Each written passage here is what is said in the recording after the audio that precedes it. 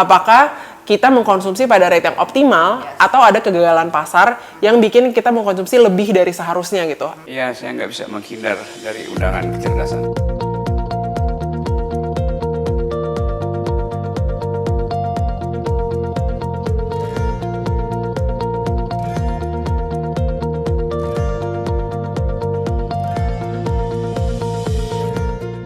So, hari ini kita bakal ngebahas suatu regulasi yang baru aja berlaku nih terkait dengan pelarangan plastik, single use plastic bag, I think, sama ada pajak juga untuk plastic bag. Nanti lebih jelasnya bakal dilampirin di layar. Dan gue udah ngundang Anita Utami di sini, seorang peneliti ekonomi lingkungan yang akan sharing tentang kebijakan ini. But first of all, Afu panggilannya, bisa kenalin diri dulu ke audiens, mungkin ada yang belum tahu. Pasti mostly udah tahu Afu, right? I mean, this is Afu gitu. Iya, gue sebenarnya punya channel YouTube juga, namanya Freeman Sentences. Jadi, tapi udah lama nggak bikin video sih. Tapi di situ biasanya gue dan suami bahas isu-isu sosial gitu. Weekend ya? Weekend. Ya, Terus tapi di kantor secara profesional sebenarnya kerjaan gue lebih ke peneliti ekonomi lingkungan. Jadi ngeliat atau membuat analisis ekonomi terhadap isu-isu lingkungan gitu. Jadi termasuk salah satunya sampah dan plastik, tapi juga lebih besar lagi gitu ya, krisis iklim dan sebagainya. Terus gue udah bikin beberapa paper juga untuk, ya maksudnya sebagai bagian dari pekerjaan gue itu gue nulis beberapa paper gitu. Papernya bisa diakses di mana atau nanti dilampirin ya? Lampirin. Dilampirin di bawah sini atau di description box di bawah videonya. So, larangan plastik bag ini, ya setahu gue kantong plastik ya, kayaknya yang gue tahu itu larangan kantong plastik specifically. Jadi plastik ini kan dipakai buat macam-macam, bukan cuma kantong plastik doang. Cuman yang di ban itu setahu gue si kantong plastik yang dipakai buat belanja itu ya. Ini kan isunya adalah isu sampah ya, Bu ya. So I think we should start dari background masalahnya sih, kayak kenapa sih kira-kira kita butuh kebijakan ini gitu. Sebenarnya background permasalahannya apa, supaya audiens, teman-teman semua yang dengerin bisa ngerti dulu nih sebenarnya apa sih masalah yang mau dijawab, dan kita bisa lihat sama-sama apakah kebijakan ini is the best way to do it gitu. Sure. Jadi mungkin gue akan mulai dengan versi environmentalist dulu, kenapa ini masalah gitu ya. Versi environmentalistnya tentu adalah karena sampah, dalam hal ini plastik yang kita bicarakan, si sampah plastik yang kita produksi ini tidak termanage dengan baik di Indonesia, sampai sampahnya itu akhirnya bocor bahasanya ke waterways gitu ya, sampai ke lautan gitu. Dan kalau environmentalist yang penyayang binatang gitu ya, mungkin yang sering videonya teman-teman lihat adalah yang kura-kura nyangkut sedotan, paus, di perutnya ada berkilo-kilo plastik dan sampah-sampah sebagainya gitu. Itu masalah. Tapi kadang-kadang karena gue fokusnya ke ekonomi lingkungan gitu ya, kadang-kadang kan banyak orang yang nggak peduli sama paus gitu mungkin ya. Maksudnya, I don't know what kind of mean people you are, but I mean we still eat chicken. Yeah, exactly. I mean for sure we eat chicken. Jadi mungkin untuk orang-orang yang bukan penyayang binatang, kenapa gue masih tetap harus peduli sama ini? Mungkin pertanyaannya itu kan. Jadi dampak ekonominya gara-gara plastik itu masuk ke tadi waterways, terus bocor ke lautan, sebenarnya akan berdampak ke sektor fisheries kita, jadi perikanan, tangkap, sama yang kedua tourism gitu, yang paling kunci. Jadi udah ada perhitungan estimasinya bahwa gara-gara sampah plastik yang berserakan nih di pantai atau di sungai-sungai, untuk area destinasi-destinasi wisata kayak Bali itu bisa mengurangi jumlah turis yang datang gitu, sampai perhitungannya itu sekitar 140 juta dolar secara nasional, dan 55 juta dolarnya dari Bali aja gitu. Ini yang jelas ya gitu. Terus karena karena plastiknya juga berdampak ke sektor perikanan. Jadi ketika nelayan itu berusaha nangkep ikan lah gitu gampangnya, bisa jadi itu juga mengurangi produktivitas sektor perikanan gitu. Nah, tapi itu versi makro banget ya gitu. Jadi mungkin kayak untuk orangnya, gue nggak peduli sama ekonomi Indonesia, kenapa gue tetap harus peduli? Dan mungkin kayak gue nggak dalam industri itu. Iya, jadi kayak kenapa gue harus peduli? Ada beberapa faktor lain juga ngaruh. Jadi pertama, meskipun misalnya lo nggak peduli sama paus, tapi lo peduli sama apa yang lo makan. Dan sebenarnya plastik ketika dia jenis-jenis plastik tertentu yang ketika terurai dia malah jadi microplastic, terus dimakan sama ikan yang kecil pun gitu, terus nanti dimakan ikan yang besar, terus kayak along the food chain akhirnya sampai ke meja makan lo gitu. Si microplastik itu bisa jadi tetap ada di makanan yang lo makan dan itu sebenarnya mempengaruhi kesehatan manusia gitu. It's very bad untuk makanan yang kita makan. Terus yang terakhir mungkin, dan ini berhubungan sama isu yang lagi ramai juga, karena plastik-plastik ini bocor dan menutupi waterways tadi, got, saluran air segala macam, tentunya dia juga memperparah genangan banjir gitu. Jadi banjir semakin lama surutnya misalnya lebih besar ya gitu. Nah, jadi semua dampak negatif ini sebenarnya rootnya bukan plastiknya aja sih sebenarnya, to be fair. Tapi fakta bahwa di Indonesia, bahkan di daerah-daerah urbannya aja, waste collection itu secara nasional rate-nya masih sangat rendah. Jadi cuma 15% dari total plastik yang Indonesia produksi itu dikolek secara sistematis gitu. Dalam arti ya antara ada yang masuk ke landfill, ada yang mungkin sebagian kecil di recycle gitu. Dan recycle pun banyak yang sektornya masih informal gitu. Maksudnya bukan benar-benar formal recycling gitu. Nah, jadi mulai dari kita beli plastiknya bisa sampai ke dampak segala macam itu sebenarnya karena emang dari tengahnya ini nih kayak proses bagaimana kita mengkolek dan memanage waste yang masih belum bagus gitu. Makanya akhirnya plastiknya mengotori dan berdampak secara ekonomi dan secara kesehatan manusia tadi gitu. Iya, gue akan respons dulu kali ya dikit. Jadi dari yang lo ceritain ini, gue rasa mungkin orang bakal bisa relate itu di titik yang banjir misalnya, karena sampah yang menumpuk ini emang bikin banjir. Kemudian juga sebenarnya waste of land itu sendiri sih sebenarnya, maksudnya keberadaan sampah yang menumpuk di tanah-tanah yang sebenarnya bisa dipakai untuk hal yang lainnya kan kemudian jadi dipakai untuk sampah yang menumpuk, and then mempengaruhi lingkungan sekitarnya juga. Ada orang-orang yang akhirnya udara di sekitarnya jadi nggak benar, air di sekitarnya jadi nggak benar karena penumpukan sampah ini kan. Right. But then again, lo juga udah mention tadi bahwa problemnya ini sebenarnya di tengahnya juga nih, maksudnya manajemen dari sampahnya itu sendiri. Nah, terus kalau kita tiba-tiba loncat ke kebijakan untuk stop menggunakan plastic bag, doesn't it sound like kayak kind of losing the focus gitu, kayak missing the point of the problem gitu. What should we do di bagian manajemen ini? Karena menurut gue itu kayaknya, I think that's the biggest problem di sini ya. Karena sesedikit apapun sampah yang lo hasilkan, in the end tetap aja harus, maksudnya tetap aja ada sampah gitu kan. Maksudnya there are waste yang harus dikelola. But if we don't have that system, so kita akan kayak go back to square one gitu kayak all the time. Iya sih. Sebenarnya kalau gue ngelihatnya itu dua-duanya nggak harus jadi trade off gitu. Maksudnya bahwa kita mengurangi konsumsi di hulu, maksudnya dari kita konsumsinya sendiri, bahwa kita harus punya sistem yang bisa misalnya daur ulang, the whole circular economy scheme gitu harus di-develop, itu juga tetap sama gitu. Nah, gue mau bahas dari yang sisi konsumsi plastiknya dulu ya. Karena tadi kan Kania bilang kalau sebenarnya mau kayak gimana pun kita pasti akan konsumsi plastik gitu. Nggak mungkin kita nggak konsumsi, pasti akan ada sampah. Tapi apakah balik ke kata kunci yang paling lo sukai, optimal gitu?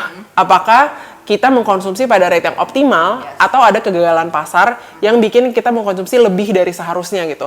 Apakah ada industri tertentu yang diuntungkan atau kesalahan sistem sedemikian rupa sehingga hal-hal di mana sebenarnya lebih efisien secara agregat untuk kita pakai hal-hal yang dipakai ulang, kita tetap pakai plastik just for the sake of convenience? Atau kita tetap pakai plastik karena ada industri plastik yang butuh kita terus pakai plastik gitu.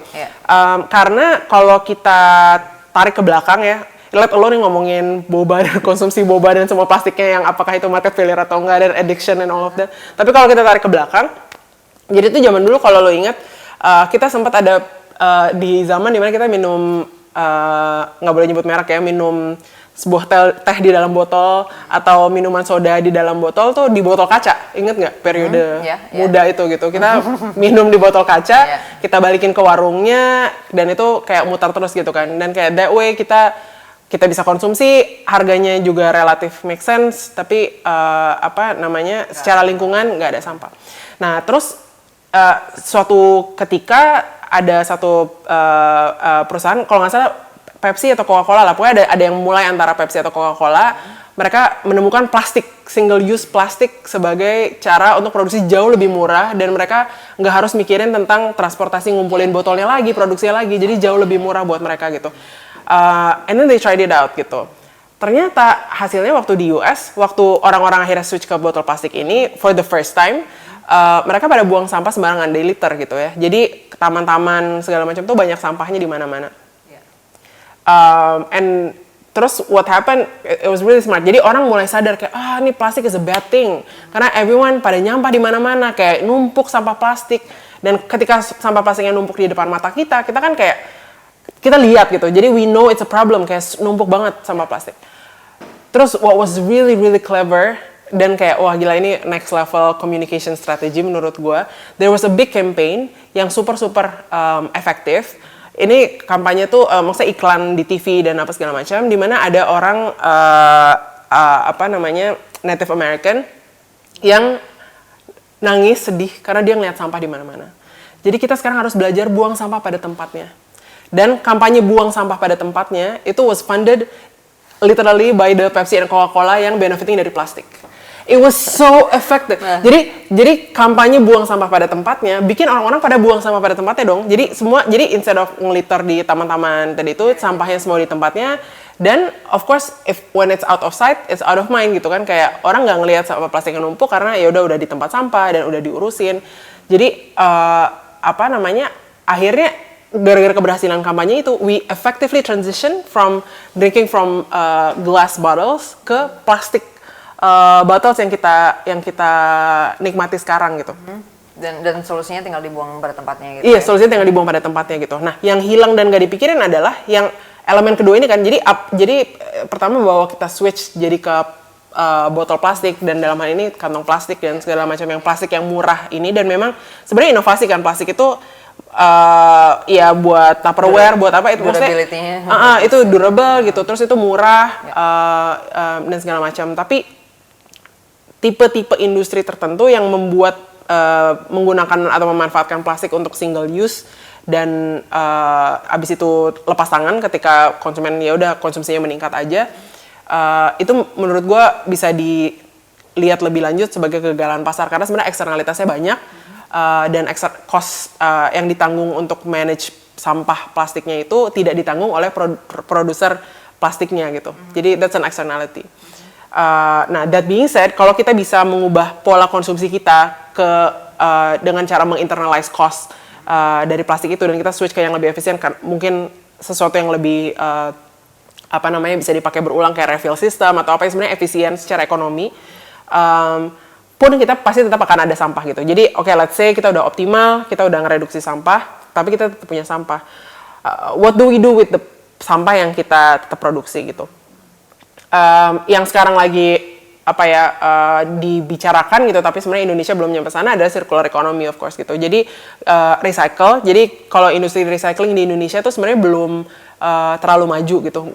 Belum banyak orang yang invest di pabrik yang memanfaatkan sampah sebagai input dan mengeluarkan output apapun itu bentuknya gitu ya. Itu sebenarnya satu industri yang bisa profitable secara efisien tanpa intervensi pemerintah pun kayak itu sebenarnya bisa. Tapi mungkin gue bukan ahlinya sih untuk tahu kenapa investment itu nggak take off gitu di sini. Yang kedua, perannya Pemda untuk meningkatkan dan invest di waste collection gitu. Jadi karena memang kalau sekarang di Indonesia waste collection itu memang diurusin sama Pemda kan. Jadi intinya ya sampah-sampah di rumah itu gimana caranya pemukiman yang jadi kan kadang-kadang kalau di kompleks rumah tuh mereka punya waste collection system sendiri kalau nggak punya Pemda yang functioning gitu ya. Jadi mereka suka ini nggak sih kayak bayar iuran, terus ada yaudah sistem collecting sampah, nanti dibantuin sama siapa. Oh iya, anak kos ya baik yang tapi ya waste collection system yang kayak gitu kan mereka rely on public waste collection system gitu. Nah, ada investment di capacity, harus punya truk ngumpulin sampah, harus ada tadi area tempat pembuangan sampah yang baik juga, dan mungkin kalau ideally sudah dipilah sampah yang jadi dari rumah kitanya sudah dipilah, tapi ketika waste collection-nya juga beneran dipilah, jadi ada sampah yang akhirnya beneran mau nggak mau harus ke landfill, tapi ada yang ya masuk ke recycle industry tadi. Kalau sebenarnya recycle industrinya sudah maju gitu ya, udah nggak infant lagi gitu. Jadi kalau menurut gue sih itu semua harus terjadi pada saat yang bersamaan ya, karena lu nyiapin infrastruktur untuk manage waste-nya, tapi konsumsinya berlebihan dan nggak efisien, itu juga you're just burdening ininya kan, sistemnya. Padahal sebenarnya konsumsinya bisa direduksi gitu. Oke, kita berarti I think we need to talk about this consumption rate dulu berarti ya. Untuk tahu apakah kita udah berlebihan atau kita enggak gitu kan, atau kita sebenarnya masih di titik misalnya normal gitu kan, mungkin kita perlu ada titik relatifnya. Maksudnya kita mau mengacu ke mana nih? Paling gampangnya mungkin bikin perbandingan, I don't know, apakah konsumsi plastic bag specifically di Indonesia tuh dibandingkan dengan negara-negara lainnya itu udah over banget gitu misalnya secara angka. Ya, jadi Indonesia itu adalah apa bahasa Indonesianya, pemproduksi sampah plastik ke lautan terbesar kedua di dunia setelah Cina. Sorry, sampah plastik ini nggak specifically plastic bag kan? Nggak specifically plastic bag. Dan sebenarnya plastic bag itu 16% dari total sampah plastik yang ada di Indonesia, atau dari beberapa survei yang dilakukan lah. Jadi plastic bag itu 16%. Sisanya packaging, botol boba. Gue boba hater banget, sorry. Aduh, boba owners. Atau kopi. Ini haters. Nggak sih, boba. Yeah. Mungkin boba bisa pakai gelas yang pakai ulang. Jadi bukan bobanya yang salah ya. Kenapa jadi salah gitu. Berarti plastic bag itu 16% ya. 16%. Sisanya ada berbagai macam sampah lainnya. Sisanya berbagai macam sampah lainnya. So, dan why is it fair kita hurting the plastic bag industry first? Maksudnya ini kan ada yang disinsentif dong ya. Right. Dan gue bukan cuma ngomong produsen plastic bag nih, maksudnya kapitalis yang produksi plastic bag ya, tapi juga kapitalis yang recycle plastic bag kan, atau bahkan individual nih yang tersebar di mana-mana sporadik ini, yang kerjanya kalau di kosan gue ada tuh yang ngambilin botol plastik dari kosan gue tuh, dia sampah botol plastik doang, and then I think they're selling it gitu, so there's an industry yang juga working on that. Jadi kayak gue belum ngelihat kenapa ini duluan gitu, dan langsung dilarang kan, which means kita go for zero, ngerti? Maksudnya kayak berarti kita go for zero use of this gitu. Dan 84%-nya tadi itu coming from so many other things yang kita akan keep consuming, dan itu it only will increase gitu loh, kayak nggak ada, there's no way kita tetap konsumsi ini tuh bakal decrease gitu at one point. Maksudnya kecuali ada intervensi kayak gini lagi. Tapi gue belum dapetnya how do we work on these other things gitu. Kita gimana kita nge-solve yang lain-lain ini gitu, di luar dari si plastic bag yang ternyata anyway kayak cuman 16% anyway dari all this waste yang kita nggak bisa kelola. Mungkin dari pertanyaan lo tadi juga udah agak alluding ke jawabannya gitu ya, karena belum kebayang alternatifnya untuk hal-hal lain ini gitu. Maksudnya kayaknya low hanging fruit banget plastic bag gitu, karena alternatifnya relatif ada. Maksudnya kalau di negara-negara lain banyak yang switch ke paper bag misalnya, selain emang reusable bag yang BTW harus dipakai 2 tahun penuh sampai itu actually compensate emisi untuk satu single plastic bag, tapi itu nanti diskusi terpisah. Tapi yang mana ini yang paper untuk 2 tahun penuh, by the way yang mana? Oh, maksudnya tote paper bag. bag. Tote bag. Tote bag. Jadi soalnya kalau paper bag itu yang kertas kan ya? Kalau paper bag gue nggak tahu deh hitungannya harus berapa kali. Tapi at least kayak itu komposnya lebih, itu terurainya lebih cepat gitu. Tapi kalau tote bag sebenarnya emisinya sangat tinggi, energi intensif banget untuk memproduksi satu tote bag dibandingin sama satu plastik gitu. Jadi bisa jadi kalau plastik dipakai berulang-ulang itu juga bagus. Oh ya, BTW nggak harus beli tote bag loh. Plastik dipakai berulang-ulang is a thing tuh. Karena sebenarnya plastik emisinya rendah, kalau lo pakai berulang-ulang lo nggak ini kan. Nah tapi balik ke tadi kenapa fokusnya ke si 16% ini. Sebenarnya mungkin bisa ditanya ya, mungkin orang lain punya opini beda, tapi kalau gue ngerasanya karena alternatif, karena kayak low hanging fruit aja gitu, karena alternatifnya ada, dan kayaknya in terms of necessity, sebenarnya nggak necessary, itu kayak konsumsi yang lebih dari titik optimal just because you can. Jadi kayak sering banget gue lagi di minimarket gitu, terus kayak orangnya beli satu botol minuman doang, terus ditawarin sama mbaknya mau plastik nggak? Oh ya boleh mbak gitu. Kan ada, itu nggak optimal banget secara ekonomi, kayak let alone lingkungan gitu. Kayak ngapain lo minta plastik yang abis itu lo buang juga di luar? We're the creatures of irrational ya. It's very irrational, gue stres banget mikirinnya.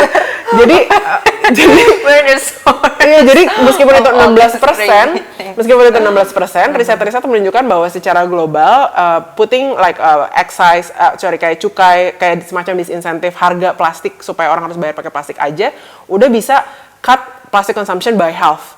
Jadi udah bisa setengahnya. Jadi jangan-jangan sama itu setengahnya itu benar-benar konsumsi yang tidak diperlukan anyway gitu. Yeah, Which already reduces 8% dari total tadi. Okay. Nah, terus yang lain-lain ini apa? Tadi pertanyaan lo kan.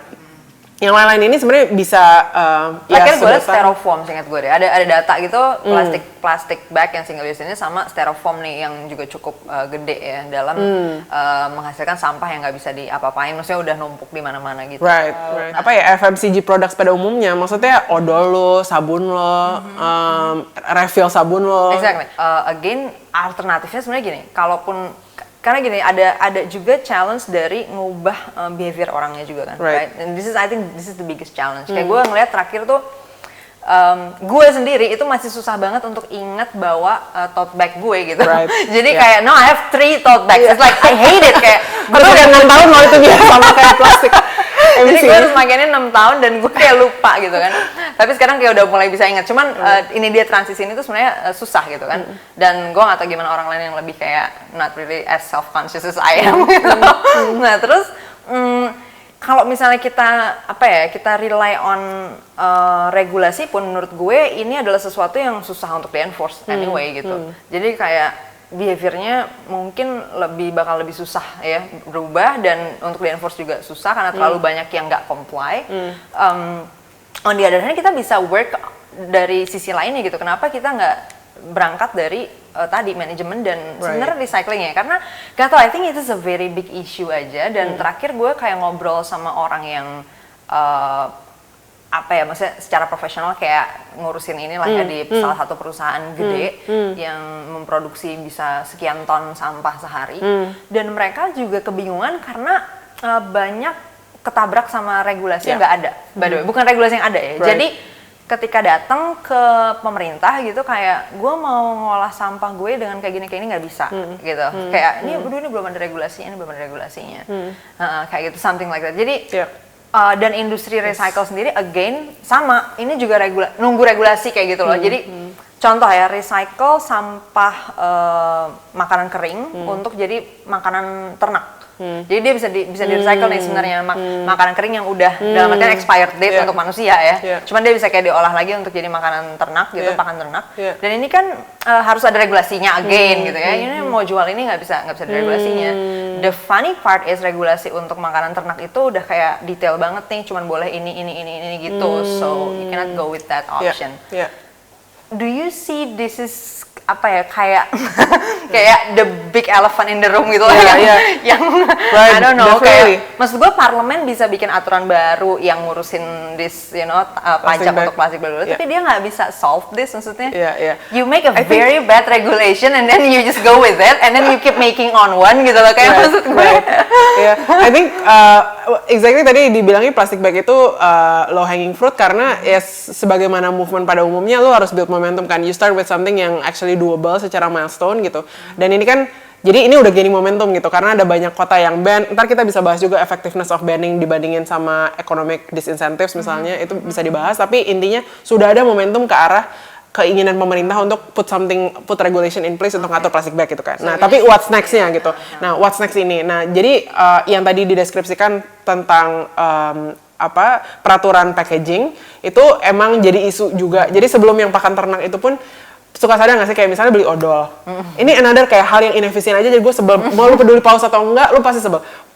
Odol, misalnya odol. Kenapa lu udah ada odol, tempat odolnya, masih harus lu kotakin lagi? Itu kotak yang di luar odolnya buat apa? Misalnya. Terus kayak banyak deh pasti lu pernah kayak ada plastik besar yang pas lu buka di dalamnya ada plastik kecil lagi, ada plastik kecil lagi kayak gitu kan. Nah, itu kan sebenarnya sesuatu yang bisa diatur secara regulasi supaya lu packagingnya lebih efisien gitu. Itu masih satu. Yang berlebihan plastiknya. Yang kedua, ketidaksesuaian antara ukuran packagingnya sama isi. Jadi kadang-kadang for the sake of, karena kita semua konsumen yang membeli dengan sistem 1 maunya lebih dan tidak pakai sistem 2, tidak pakai rasionalitas. Ada 2 ini yang sama, yang satu kayak lebih gede packagingnya, padahal isinya sama. Lu nggak ngeliat dong 200 ml dua-duanya. Kayaknya gue mengalami ini di ciki-cikian deh. Maksudnya sering banget kayak gue isinya angin. Damn gitu ya. Maksudnya man, seriously. Karena nggak diatur, jadi semua perusahaan pada level yang optimal buat mereka. Itu kan biaya marketing, jadi yang ngegedein packaging itu biaya marketing. Karena seolah-olah lo dapat lebih banyak. Nah, hal-hal kayak gini yang sebenarnya juga next step-nya nih setelah ngatur plastic bag, si packaging ordinance nih gimana bisa diatur. Karena ketika ada pelaku industri yang ingin yang punya tanggung jawab sosial gitu ya, mau ngelakuin ini, mau membuat packaging mereka lebih efisien, mereka jadi tidak kompetitif ketika disandingkan dengan banyak pelaku industri lain yang maximizing profit mereka dengan cara-cara yang tidak benar gitu. I think we should start there berarti menurut gue justru ya regulasinya. Kayak gue setuju gini, I'm all for free market, tapi untuk bagian tertentu ada eksternalitas yang itu di luar dari jangkauan property right lo anyway gitu. Yeah, exactly. Kayak, man, seriously, don't do it, don't use that card on me. Kayak maksud gue, karena gini, gue sendiri juga debat di dalam, grup yang totally all for free market juga. Jadi maksudnya, ya gue bilang, well, free market dibangun di atas fondasi property right. So kalau sesuatu itu di luar property right lo, anyway, you cannot expect lo nggak diregulate untuk itu. Right. Nah, isunya di sini adalah waste, right? Waste itu nggak mungkin lo makan sendiri, and then waste itu bakal go somewhere yang di luar dari jangkauan properti lo. Ya kayak lo nggak mungkin nyimpen sampah lo di rumah lo sendiri atau di perusahaan lo sendiri. You need to get rid of it somewhere gitu. Lo harus naruh ini di mana. So itu akan menjadi cost yang menjadi eksternalitas gitu. Ini it's gonna be cost for the public, for everybody else di luar dari lo. Not you. Jadi gue sangat pro dengan adanya regulasi gitu terkait hal ini. Jadi bukan berarti gue nggak setuju bahkan kalaupun lo ngelakuin banning, cuman gue masih skeptik aja dengan ban yang levelnya plastic bag ini gitu. Karena menurut gue tadi kayak lo sendiri cerita bahwa ada banyak nih sampah plastik lain yang ini belum ada solusinya gitu, dan menurut gue ini justru kayak ticking bomb gitu loh. Ini kita nggak tahu gimana cara nge-solve ini.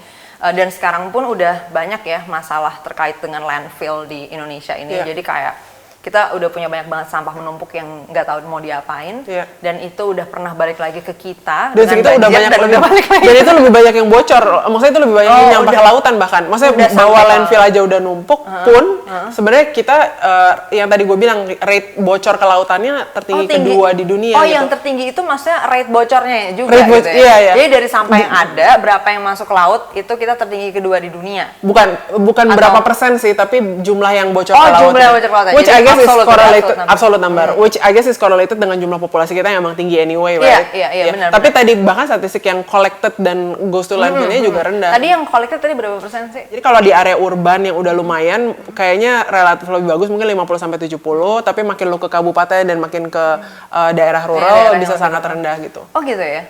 Jadi ada gap yang lumayan jauh juga antara urban sama rural juga ya? Dalam waste collection. Berarti di urban justru walaupun waste-nya banyak, tapi udah lebih baik juga dalam waste collection. Di collect, ya.